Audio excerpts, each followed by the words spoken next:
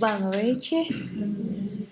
Sejam muito bem-vindos à nossa amada Casa Espírita. É com muita alegria que a gente se reúne aqui como uma grande família para partilhar desse momento juntos. Eu digo que é um momento que todos nós estamos aqui como aprendizes. Eu e todos nós estamos realmente como aprendizes, porque o mestre mesmo é só Jesus. Só o Cristo tem o grande poder mesmo de nos ensinar ali com aquelas doces palavras dele. Meus irmãos, vejamos que hoje a gente vai falar um pouquinho aqui da parábola do semeador. Essa parábola que Jesus vem nos falar que tudo tem o tempo certo. Para tudo há o tempo certo de Deus. Vejamos que, para a gente pensar, hoje nós estamos aqui na estação do inverno, uma estação que a gente fica um pouquinho mais recolhido, fica um pouquinho mais frio, mas a estação do inverno ela tem o tempo dela também. Tem um tempo que ela chega, mas também vai ter o tempo do término dela para depois outra estação chegar, não é mesmo? Tudo tem um tempo certo. Imagina se o inverno diz assim, não, eu vou ficar mais um tempo, não vou acolher esse tempo de Deus, não, eu vou ficar mais alguns meses. Não tem isso, não é mesmo? A natureza segue o tempo certinho de Deus para tudo.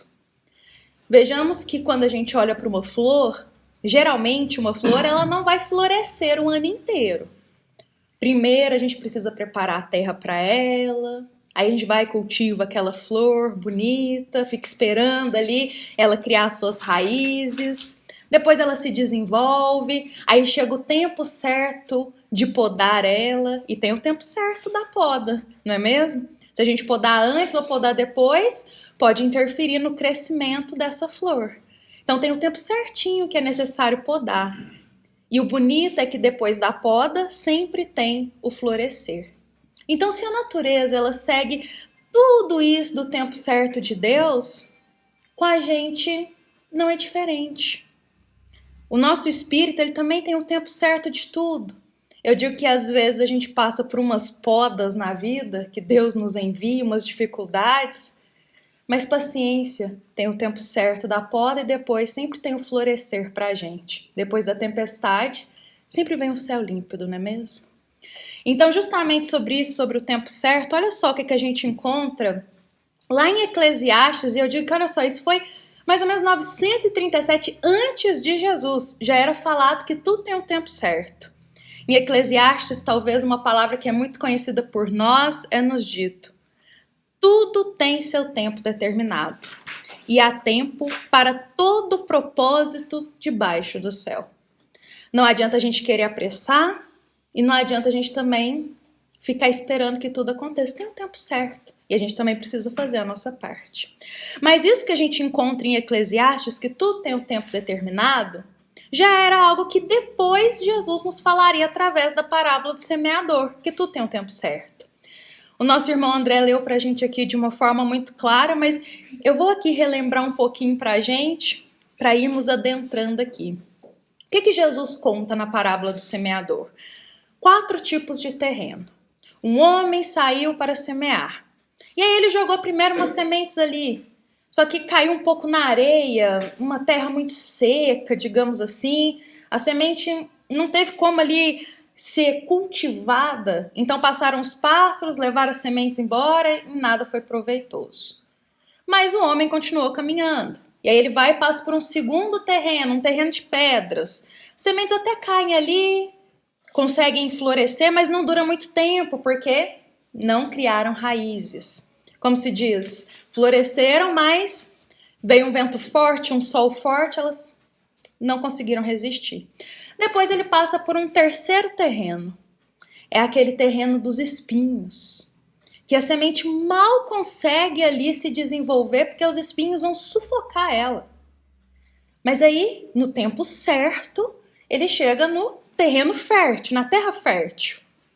E aí sim, ela cai ali e ela produz 3 vezes que ele até diz para nós, de tão boa que é aquela terra. E o interessante é que depois que Jesus conta essa parábola, o Cristo vai explicar ela. Meus irmãos, olha só, Jesus, quando ele contava uma parábola, geralmente ele contava que a cada coração carregasse aquilo que entendesse, que aquilo que lhe ajudasse, que aquilo que compreendesse. Era assim. Se a gente olhar os evangelhos, o Cristo conta uma parábola e logo segue a sua jornada, vai caminhar. Os corações que estavam ali que acolhessem cada um da sua forma, segundo o seu olhar, aquele entendimento. E até hoje, 2000 anos depois, a gente ainda está acolhendo esses entendimentos. Mas a parábola do semeador é diferente, porque o Cristo conta ela e depois ele vem e explica.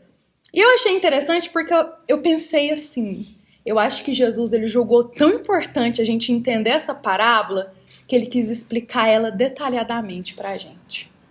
Então, quem melhor do que Jesus para poder explicar para a gente essa parábola, o que ele queria nos dizer com ela?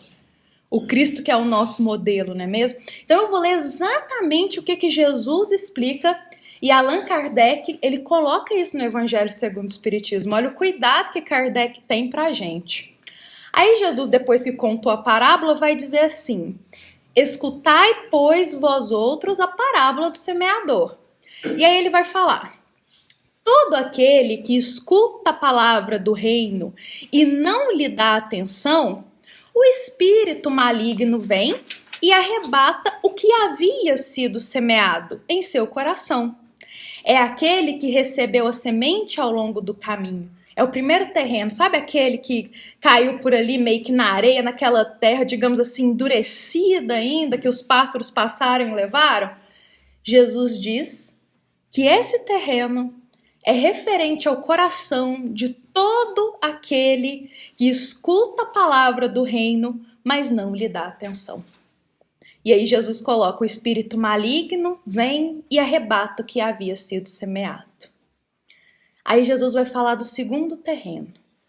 Aquele que recebeu a semente no meio das pedras é o que escuta a palavra e é que a recebe com muito bom ânimo, com muita alegria na primeira hora. Mas ele não tem em si as raízes. E não está senão por um tempo. Aí chegam os obstáculos, as perseguições por causa da palavra, e logo ele esquece. O terreno das pedras é um terreno que todos nós podemos passar por ele em algum momento da nossa jornada. Acolhemos a palavra de Deus com muito bom ânimo, com muita alegria, mas vem uma dificuldade, um obstáculo, a gente esquece. É o que Jesus está nos dizendo. O terceiro aqui, terreno, olha o que Cristo diz pra gente. Aquele que recebe a semente entre os espinhos é o que ouve a palavra. Mas em seguida, os cuidados deste mundo e a ilusão da riqueza sufocam em si essa palavra e ela se torna infrutífera. Ou seja, o nosso orgulho, o nosso egoísmo vai o quê? Sufocar as palavras divinas. A gente ouve, escuta, fala da palavra também, estuda ela, mas aí vem as coisas do mundo, parecem ser mais atrativas, mais prazerosas, e a gente acaba colocando o mundo à frente dos ensinos de Jesus. E aí o mundo sufoca, o mundo que eu digo, o nosso orgulho, o nosso egoísmo, a avareza. E o quarto e último terreno, o Cristo diz: mas aquele que recebe a semente numa boa terra é aquele que escuta a palavra, que lhe presta atenção e que dá fruto, e que rende 100 ou 60 ou 30 por um. O que Jesus está nos dizendo aqui? Terreno fértil da alma. Aquele que ouve e vive o que ouve. Aquele que prega e também vive o que prega. Aquele que estuda e vive o que estudou de Jesus. Ou seja, está rendendo frutos. Isso está lá no Evangelho de Mateus para todos nós também, capítulo 13, do versículo 18 ao 23. Como disse, ninguém melhor que Jesus para explicar o que ele queria nos ensinar com a parábola do semeador. E vejamos que isso foi dito há mais de 2000 anos atrás. Ou seja, tem mais de 2000 anos que Jesus está tentando cultivar as palavras divinas em nosso coração. E que talvez nós estamos aí nesses processos. Ora está num terreno, nosso coração, ora está em outro. Ora a gente fica um pouquinho calma, fértil para acolher, mas chega um obstáculo a gente já não consegue caminhar tanto, então a gente está por aí. E Jesus nos convidando a todo momento para que essa terra se torne fértil. Mas tudo tem seu tempo, sabe, meus irmãos? Realmente não tem como aquelas sementes elas conseguirem florescer num terreno que não está preparado. Então, pensemos que talvez tem mais de 2000 anos que o nosso espírito, diante de tantas existências, está tentando preparar a terra. Eu falo a terra para receber as boas sementes do Cristo. Talvez a gente está aí nessa luta, tentando. E por estarmos aqui hoje reunidos nesse momento é porque a gente também está tentando. Que ela se torne um pouquinho mais fértil. Se a gente saiu de casa e está aqui nesse momento, é porque estamos em busca das sementes divinas. Então isso já é um passo que a gente está dando, não é mesmo? Mas talvez a gente pense de uma forma um pouco diferente. Como será que Jesus ele vem cultivando em nosso coração? Como será que isso se dá? Como será que essas sementes elas vão chegando até nós? Ou como que podemos nos tornar então o coração, essa terra fértil para acolher os ensinos do Cristo? Às vezes a gente pode pensar sobre isso e pensar que vão ser fatos muito grandiosos para que isso aconteça. Mas não, é no dia a dia mesmo. E o bonito é que Jesus ele vai utilizar de nós para auxiliar o nosso próximo também até a terra fértil no coração dele. Assim como Deus utiliza de seus filhos para para se ajudarem, Jesus também usa de nós, irmãos, para um ir auxiliando o outro, para essa terra se tornar fértil. E serão nas pequenas coisas do dia a dia que o nosso coração ele vai se preparando para isso. Nas pequenas coisinhas. E aí hoje eu queria compartilhar aqui conosco a história de Joana. Joana, ela vivenciou um tempo aí, uma existência dela no interior de Minas. E Joana, ela é um exemplo muito bonito pra gente de um coração que vem se preparando até chegar na terra fértil. E como que Jesus foi utilizando de semeadores ao longo do caminho, pessoas que ela encontrou, até que essa terra do coração dela se tornasse fértil. Joana passou por todos esses 4 terrenos aqui que Jesus falou, no dia a dia dela. E talvez a história dela possa inspirar a gente um pouquinho. Como que essas sementes vêm chegando pra gente e como muitos irmãos são semeadores de Deus para nos ajudar. Meus irmãos, quem vai contar essa história pra gente é o espírito Leon Tolstói, da psicografia de Sirineia e Holanda, lá no livro Retratos de Nazaré. E o espírito Leon Tolstói, ele conta pra gente que havia uma jovem aqui no interior de Minas, chamada Joana. Ela nasceu numa família muito simples, a mãe dela muito simples, o pai muito simples, os irmãos. E desde nova, ela precisava trabalhar.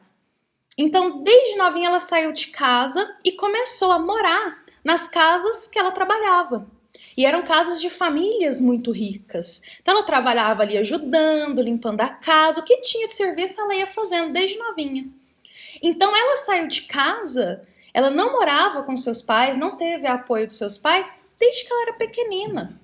Então ela foi para o mundo, digamos assim, saiu do interior de Minas e foi para as grandes cidades para trabalhar nessas mansões, nessas casas ricas. Certo dia, ela teve a oportunidade de trabalhar na casa de uma família muito rica também. Só que essa família, a Joana enfrentava algumas turbulências ali dentro. Para a gente ser um pouquinho delicado nas palavras, a jovenzinha que ela ajudava a olhar era muito mimada. Tudo tinha que ser no tempo dela, na hora dela, do jeito que ela queria. Essa jovenzinha até mandar na vontade de Deus, quanto ao tempo, ela queria. E Joana tinha muita paciência. Mas a paciência de Joana era assim, olha, eu preciso do dinheiro. Eu preciso trabalhar. Então eu preciso aguentar o que eu estou enfrentando. Porque tudo que ela recebia, ela enviava para os pais dela para poder ajudar lá no interior de Minas. Aqui no interior de Minas, né? Ela enviava esse dinheiro. Bom, Joana ali enfrentando essas tribulações, essas coisinhas complicadas. E ela pensava, nossa, até o momento, tudo que eu me dediquei na minha vida foi a trabalhar pro outro. Eu não consegui fazer nada pra mim. Tô até com cabelo branco já e eu sou jovem. Joana era jovem, mas o semblante dela já estava um pouquinho amargurado de tanto que ela trabalhava. Ela não fazia nada, só trabalhar. E aí um dia a patroa dela chamou a Joana e disse assim, olha, Joana, a gente vai receber um primo meu aqui, ele vem lá de Goiás e eu preciso que você arrume tudo. Deixa a casa preparada, faça umas quitandas aí, porque ele é muito importante, ele é muito poderoso, então eu quero receber ele muito bem aqui na minha casa. Joana foi lá, preparou tudo, se dedicou, até que chegou o dia que esse primo chegou. Esse primo chama-se Antenor. Quando Joana foi lá para poder servir as quitandas, o cafezinho para ele, Joana se apaixonou, porque ele era jovem. E ela diz assim que ele era alto, bonito, aqueles olhos meio acinzentados, que ela não resistiu, ela se apaixonou. E os dias foram passando, Antenor estava lá na casa, ele também se apaixonou por Joana. Só que tem uma coisa, a Joana ela era carente de afeto.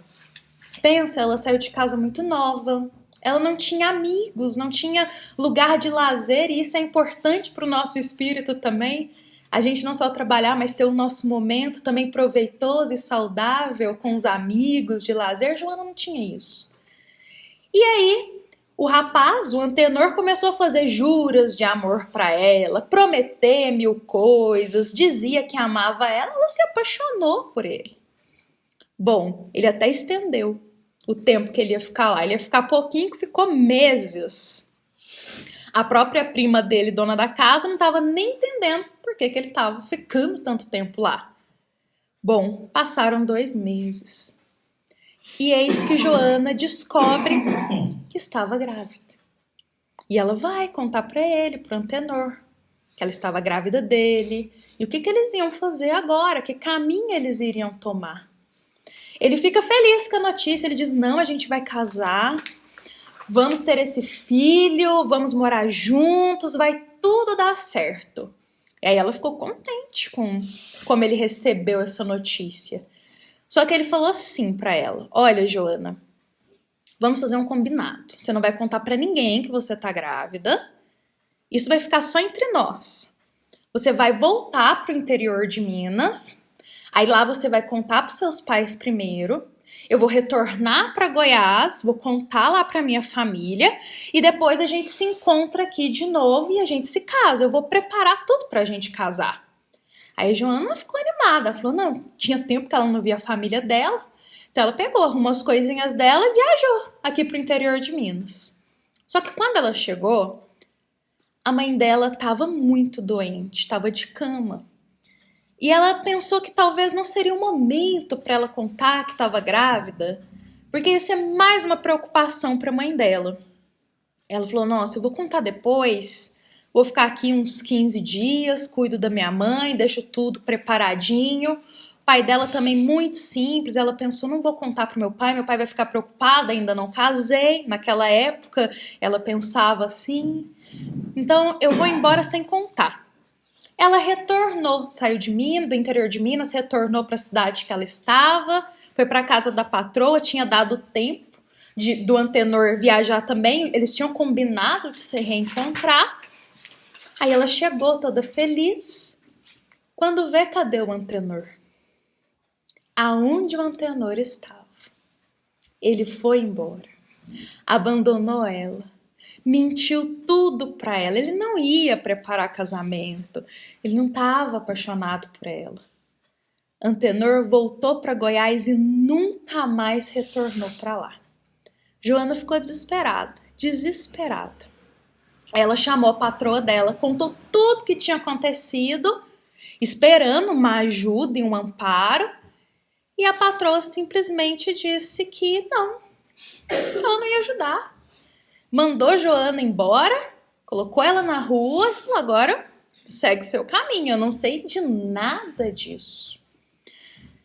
Joana estava grávida sozinha numa cidade que ela não conhecia ninguém, porque ela só trabalhava naquela casa e ela vivia para trabalhar.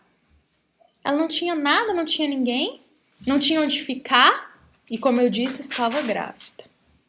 Não tinha como ela voltar para casa. Os pais dela, numa situação simples, a mãe doente, como que ela ia voltar? Os pais dependiam do dinheiro dela. E agora? O que ela faria? Meus irmãos, antes de continuar a história da Joana, Joana entrou aqui no primeiro terreno. Primeiro terreno que Jesus fala. Quando a gente passa por um momento muito difícil na nossa vida, geralmente é o momento mais propício para a terra do nosso coração ficar fértil para os ensinamentos de Deus. Muitas vezes é nas etapas de dores mais profundas que a gente vai realmente abrir o nosso coração para Deus, para a terra aqui ficar fértil. Só que Joana, ao invés de fazer isso, seguir esse caminho, ela enrijeceu o coração. Ela ficou muito revoltada, ficou muito brava, mas muito brava. Se revoltou com Deus, não queria nem ouvir falar de Jesus, nada. Se alguém chegasse para ela e falasse sobre paciência, sobre fé, sobre Jesus, ela ia xingar. Ela não queria ouvir nada, nada. Então é aquele primeiro terreno, sabe, que as sementes caem, mas logo vai embora. Porque não tem como, não tem nada ali para poder conseguir ser plantado. A terra está muito dura, porque o coração está endurecido. Às vezes a gente pode passar aí por esse terreno, de vez em quando. E aí o que aconteceu? Joana, nesse primeiro terreno, sozinha ela pensa, olha, vou precisar procurar uma casa de caridade para me acolher, não tem onde eu ficar. E ela encontra uma casa de caridade, não é por acaso, porque não existe acaso no caminho com Deus. Deus está sempre nos amparando. Ela encontra uma casa de acolhimento justamente para mulheres gestantes. E ali ela é muito bem recebida, ali ela é acolhida e ela fica ali um tempo. Só que Joana começa a perceber que uma vez na semana, o pessoal ali, tanto quem trabalhava voluntário naquela casa de caridade, como também as outras mulheres que ali estavam, que uma vez na semana eles se reuniam para fazer o evangelho no lar. Ela nunca tinha ouvido falar disso. Aí ela achou interessante, ela começou a participar. Eles abriam o Evangelho segundo o Espiritismo em uma passagem, faziam a leitura dessa passagem e depois cada um ia comentando um pouco. E aí Joana começou a achar muito bonito isso, porque até o momento ela não sabia que ela estava em uma casa de caridade espírita. Ela não sabia que ali era uma casa espírita que estava acolhendo ela. Joana nem conhecia o que era a doutrina espírita. Aliás, lá na história é narrado pra gente que ela achava que o espiritismo era outra coisa. Fazia outras coisas, tinha outra conduta. E quando ela encontra-se ali naquele meio, ela fica muito surpreendida e ela diz, nossa, aqui fala tanto de Jesus, tanto de amor, tanto de caridade. Como que é diferente do que eu pensava que era? E aí Joana começa a ter um olhar diferente de Jesus. Lembra que ela estava lá naquela terra seca, que não podia nem ouvir falar do Cristo? Agora ela já está participando do evangelho no lar, já está ouvindo um pouco de Jesus. Aquelas palavras já estão tocando ela. Então ela entra aí no segundo estágio que Jesus diz da terra. Aquela com pedras, sabe?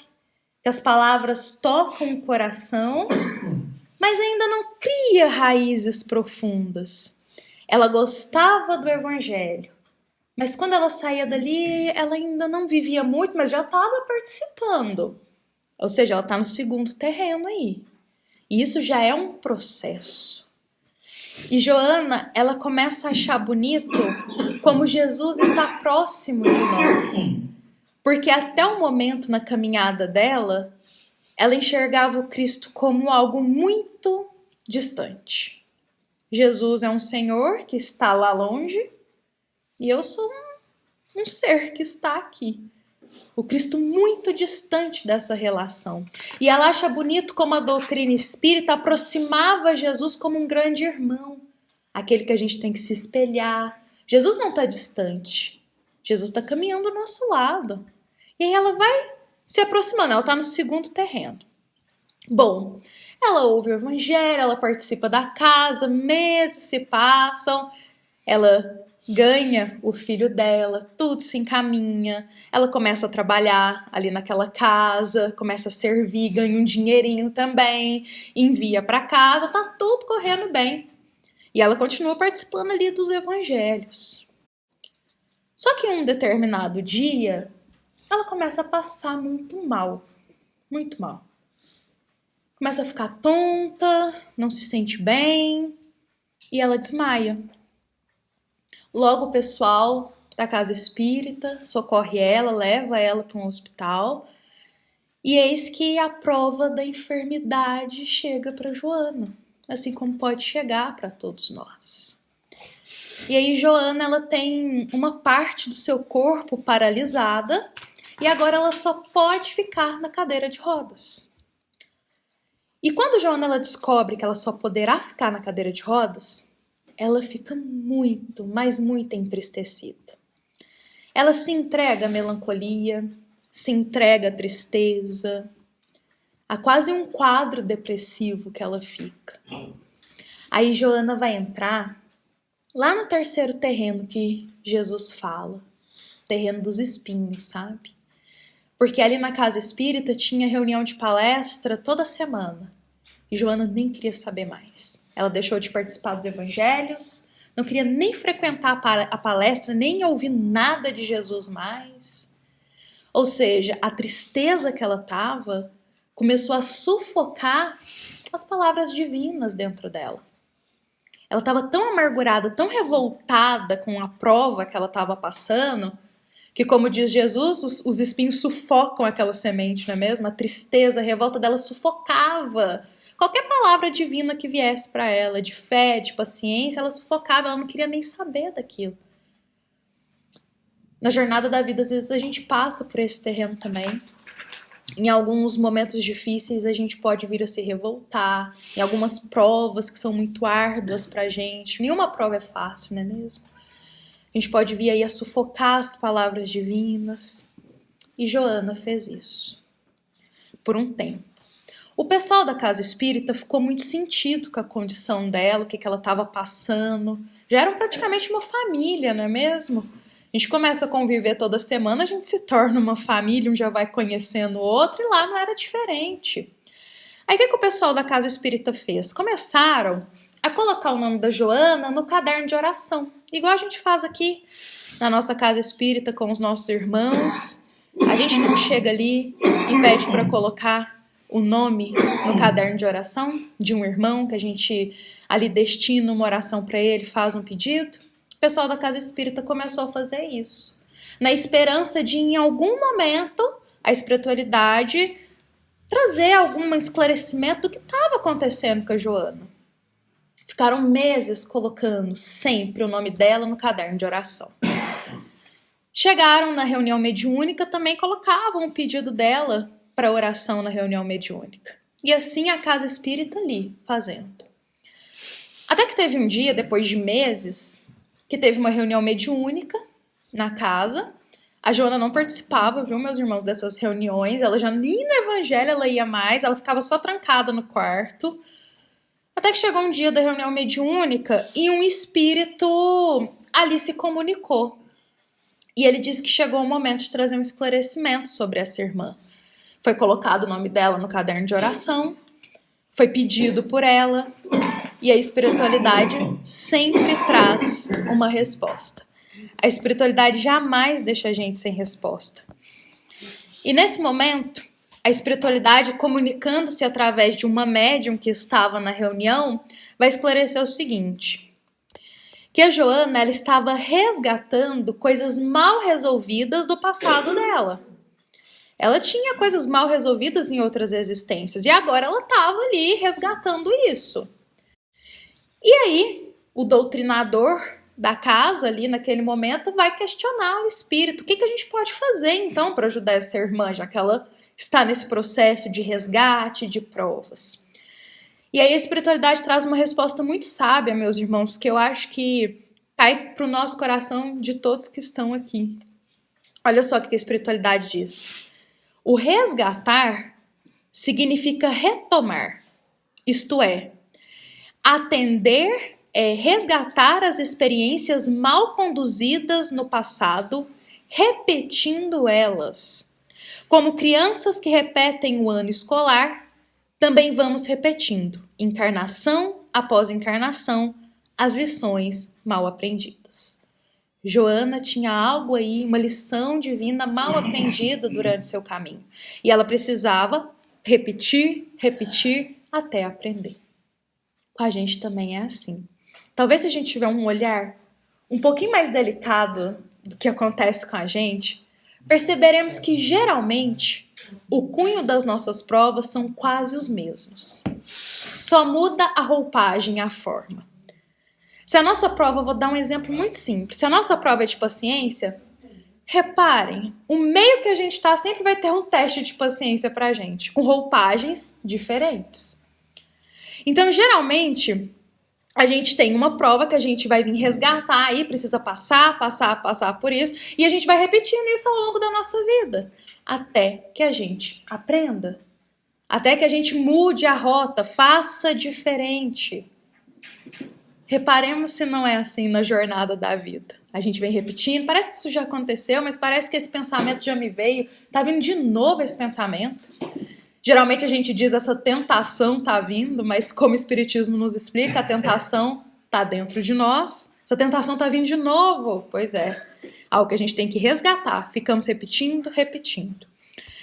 E a espiritualidade amiga nessa reunião vai dizer assim que os pedidos foram atendidos, foi solicitado por essa irmã. Como eu disse, a espiritualidade sempre ajuda. E eles iriam fazer um tratamento nela. E esse tratamento iria acontecer durante a noite de sono. Quando Joana fosse dormir, a espiritualidade iria lá para auxiliá-la. E conosco não é diferente. A maioria de nós é ajudada realmente no momento do dormir. Então, naquele mesmo dia, à noite, Joana deitou-se para dormir. No que ela deitou, o espírito dela se desprendeu parcialmente do corpo.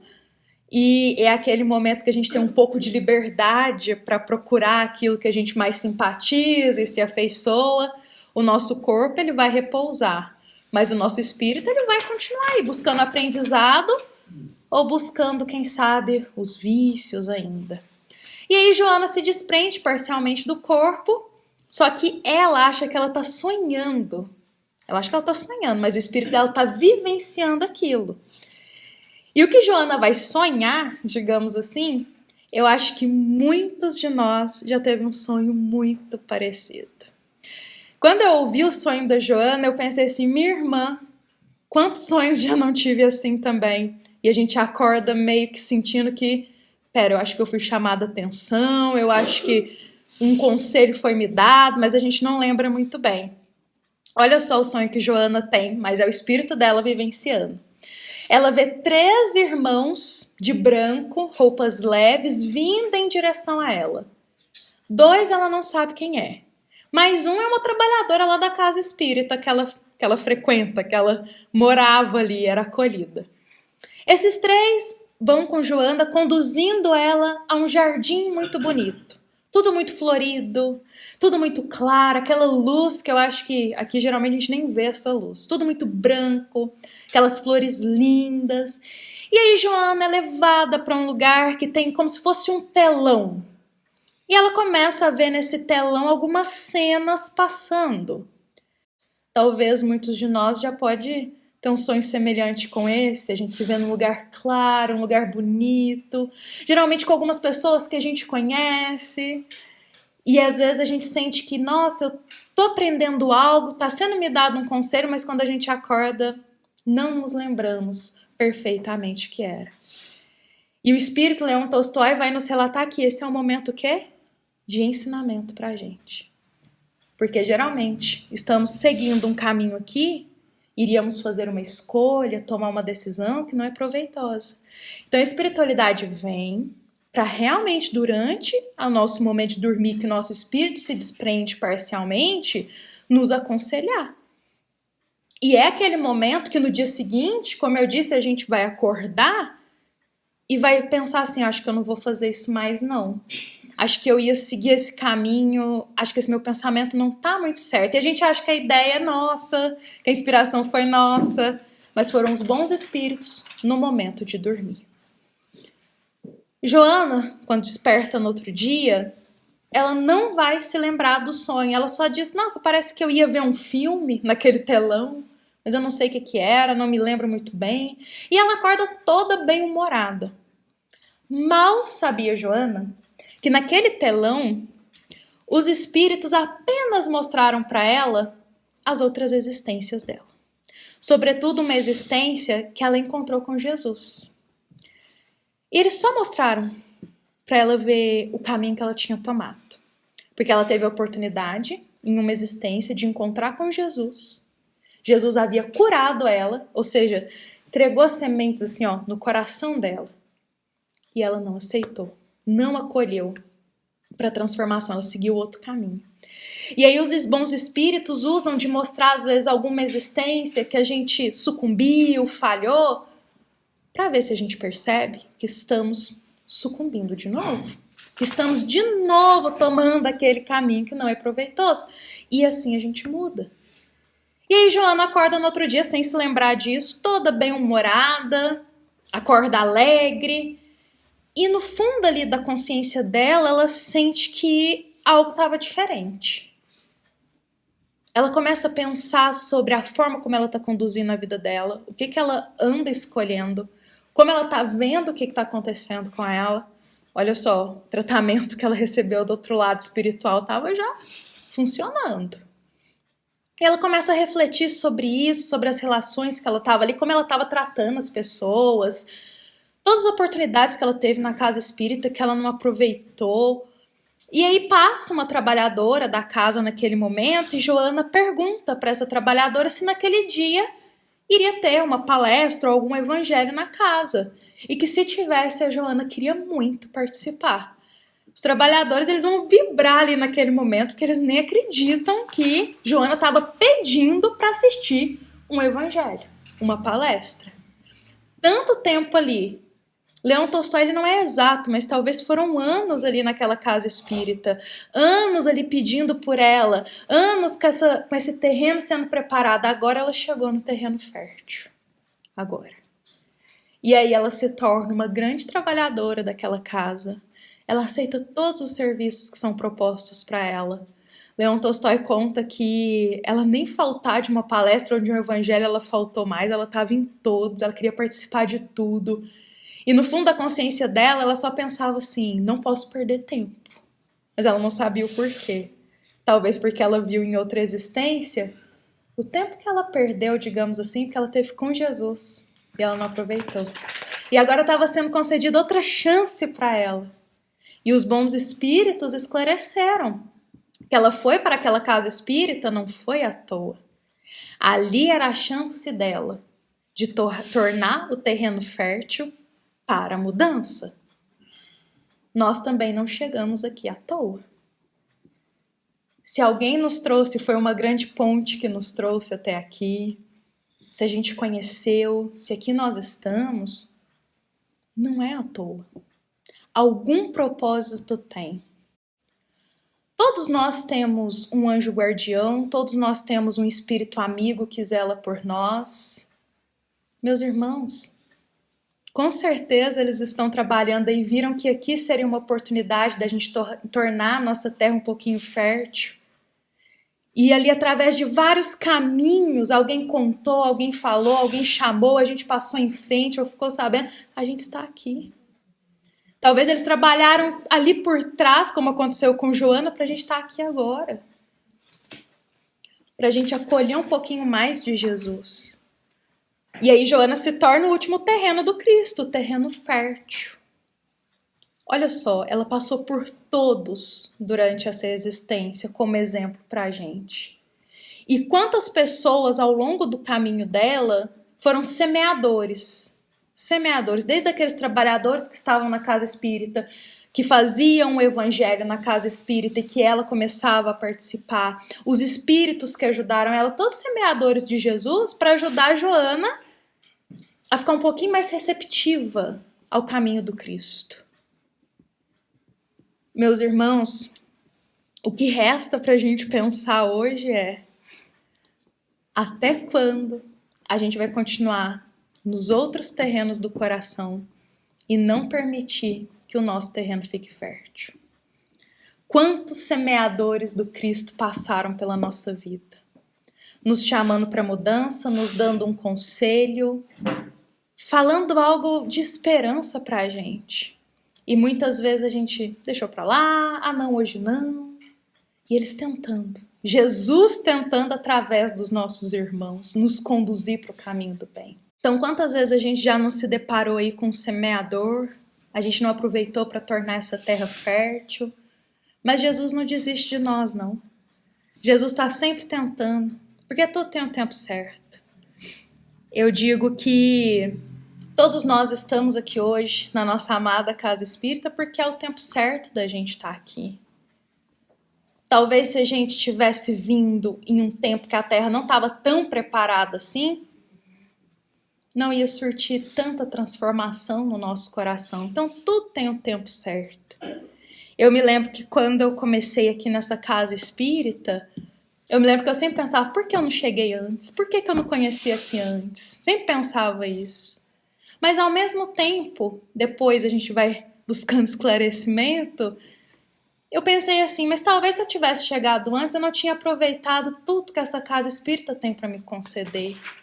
Talvez eu tinha vindo, não tinha continuado, porque meu coração estava um cadinho rebelde ainda, digamos assim, não estava preparado com a terra fértil. Não era o tempo certo. Então, se a gente está aqui, a mensagem que eu quero deixar hoje é porque Jesus está tentando cultivar no nosso coração. Se a gente está aqui, porque Deus nos concedeu essa oportunidade para ver se a gente trabalha um pouquinho mais aqui, meus irmãos. E pensar até quando continuaremos nesses outros terrenos, evitando trabalhar para a terra tornar fértil para o Cristo. E que assim seja.